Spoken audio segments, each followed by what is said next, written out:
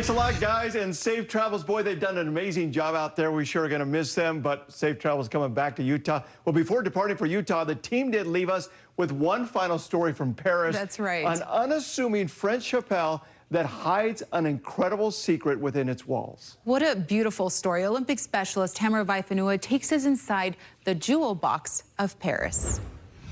When you work in a monument like this, you always have something to discover. From the outside, it may not look all that remarkable. You always have something to find. But what's inside has been called the jewel box of Paris.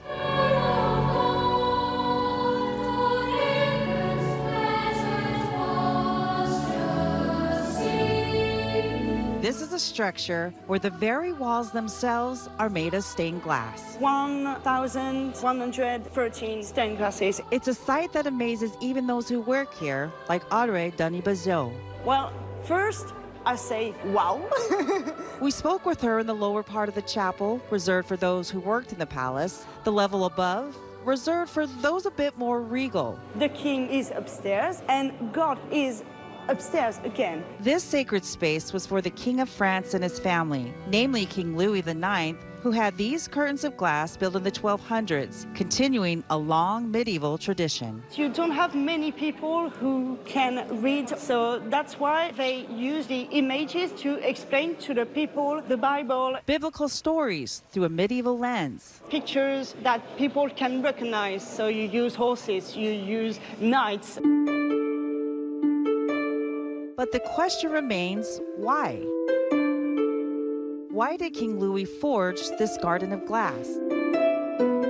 It wasn't just a place for prayer, it was a home for his most valuable possessions. It's for the relics of the Passion. Relics from the crucifixion of Jesus, most notably the crown of thorns. It was a great opportunity for the King of France at that time. King Louis bought the crown of thorns from the emperor in Constantinople and built Sainte-Chapelle as a place to show them off. You put Paris and your country as a new Jerusalem. It was a religious point, but also a political point. The crown of thorns was later moved to Notre Dame and now rests in the Louvre. But is it really what it's claimed to be? As an historian, I cannot say because you don't have scientific points on this.